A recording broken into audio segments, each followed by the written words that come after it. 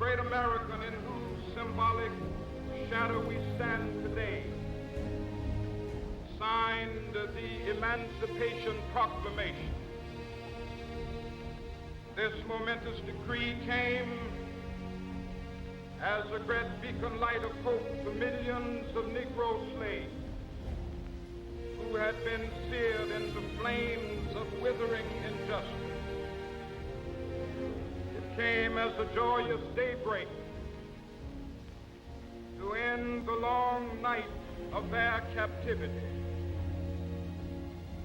But 100 years later, the Negro still is not free. 100 years later, the life of the Negro is still sadly crippled by the manacles of segregation and the chains of discrimination. 100 years later, the Negro lives on a lonely island of poverty in the midst of a vast ocean of material prosperity. 100 years later,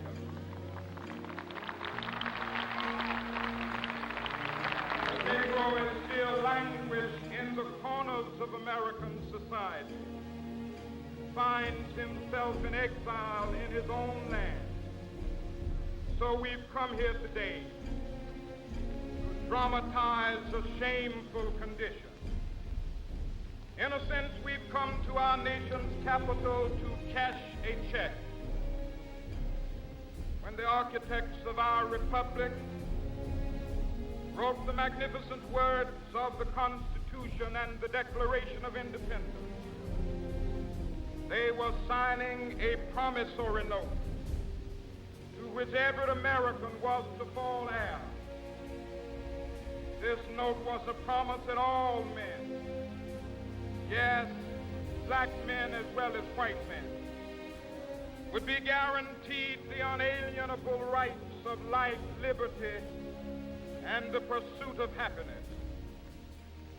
It is obvious today that America has defaulted on this promissory note insofar as her citizens of color are concerned. Instead of honoring this sacred obligation, America has given the Negro people a bad check, a check which has come back marked insufficient funds.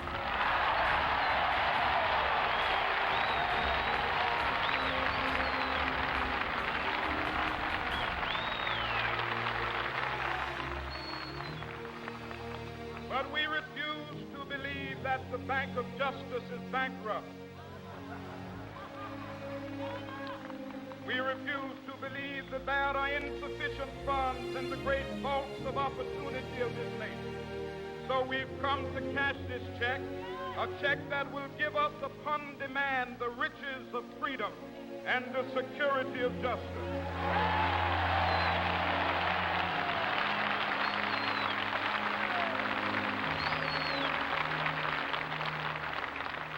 We have also come to this hallowed spot to remind America of the fierce urgency of now. This is no time to engage in the luxury of cooling off or to take the tranquilizing drug of gradualism.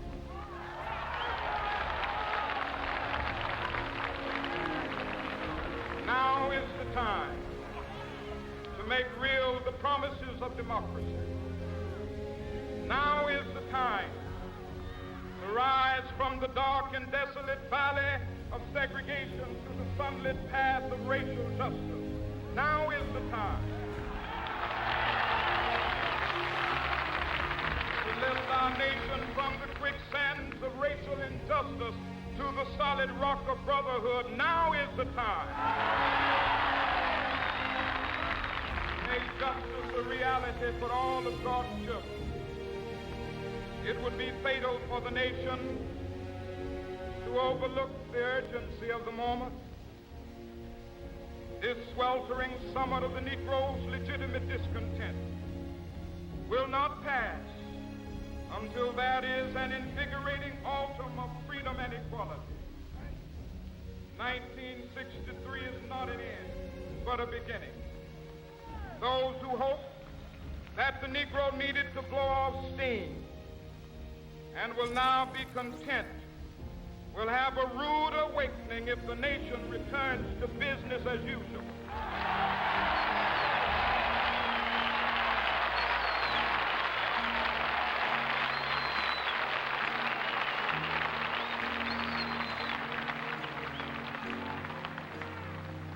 There will be neither rest nor tranquility in America till the Negro is granted his citizenship rights. The whirlwinds of revolt will continue to shake the foundations of our nation until the bright day of justice emerges. That is something that I must say to my people who stand on the warm threshold which leads into the palace of justice. In the process of gaining our rightful place, we must not be guilty of wrongful deeds. Let us not seek to satisfy our thirst for freedom by drinking from the cup of bitterness and hatred.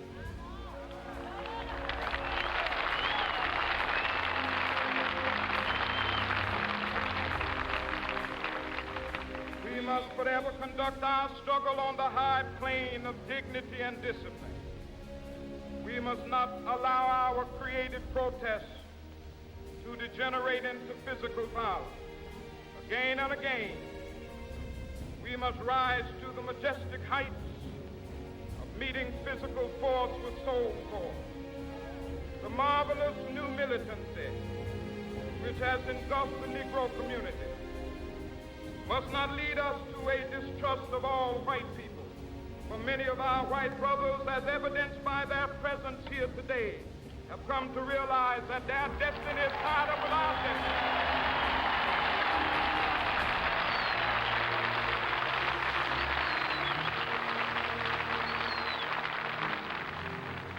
They have come to realize that their freedom is inextricably bound to our freedom. We cannot walk alone. As we walk, we must make the pledge that we shall always march ahead. We cannot turn back. There are those who are asking the devotees of civil rights, when will you be satisfied? We can never be satisfied as long as the Negro is the victim of the unspeakable horrors of police brutality.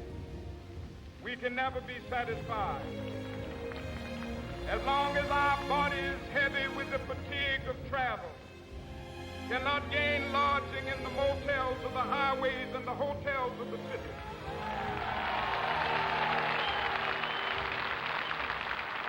We cannot be satisfied as long as the Negro's basic mobility is from a smaller ghetto to a larger one.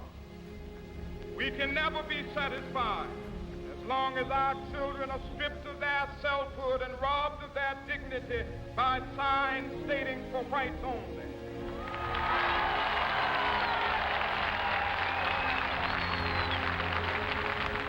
We cannot be satisfied as long as a Negro in Mississippi cannot vote and a Negro in New York believes he has nothing for which to vote.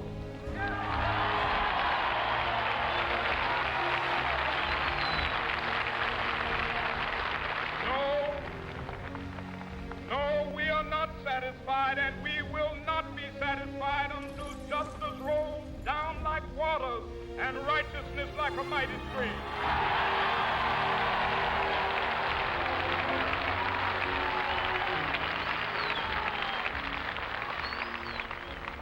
I am not unmindful that some of you have come here out of great trials and tribulations. Some of you have come fresh from narrow jail cells. Some of you have come from areas where your quest for freedom left you battered by the storms of persecution, staggered by the winds of police brutality. you have been the veterans of creative suffering, continue to work with the faith that unearned suffering is redemptive. Go back to Mississippi. Go back to Alabama. Go back to South Carolina. Go back to Georgia. Go back to Louisiana. Go back to the slums and ghettos of our northern cities, knowing that somehow this situation can and will be changed. Let us not wallow in the valley of despair. I say to you today, my friend,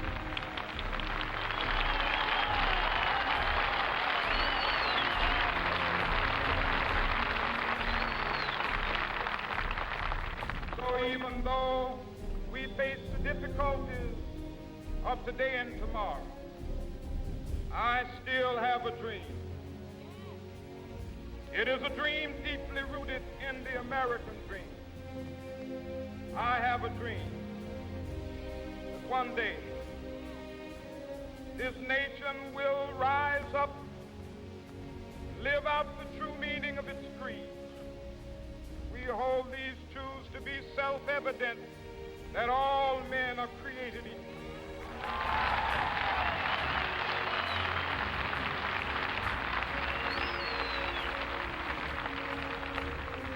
I have a dream that one day on the red hills of Georgia, sons of former slaves and the sons of former slave owners will be able to sit down together at the table of brotherhood. I have a dream that one day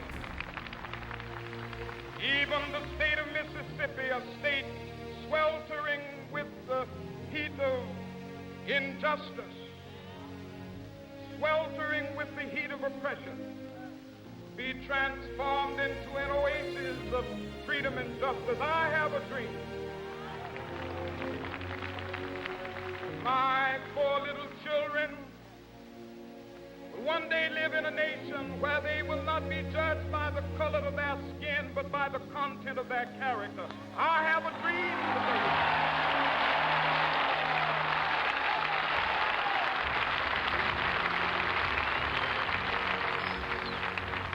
I have a dream that one day, down in Alabama, with its vicious racists, with its governor having his lips dripping with the words of interposition and nullification, one day right there in Alabama, little black boys and black girls will be able to join hands with little white boys and white girls as sisters and brothers. I have a dream today.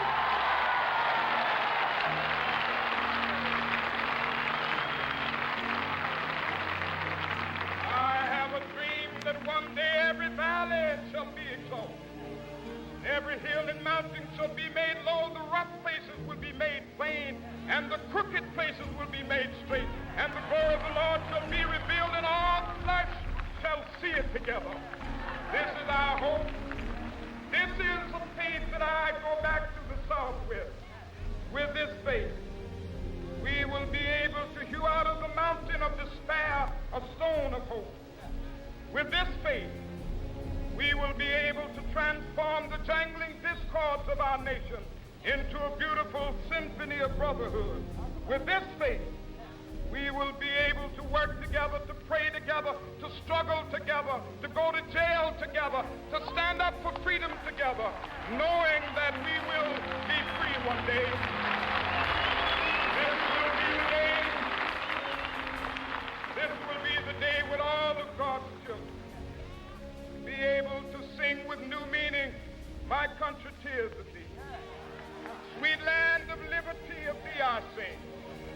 Land where my fathers died, land of the pilgrim's pride. From every mountainside, let freedom ring. And if America is to be a great nation, this must become true. So let freedom ring. From the prodigious hilltops of New Hampshire, let freedom ring.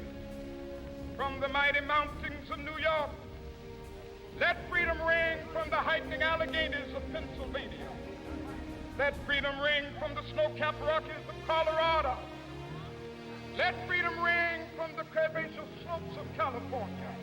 But not only that, let freedom ring from Stone Mountain of Georgia. Let freedom ring from Lookout Mountain of Tennessee. Let freedom ring from every hill and molehill of Mississippi, from every mountainside. Let freedom ring, and when it happens, when we allow freedom ring, when we let it ring from every village and every hamlet, from every state and every city, we will be able to speed up that day when all of God's children, black men and white men, Jews and Gentiles, Protestants and Catholics, will be able to join hands and sing in the words of the old Negro spiritual, free at last.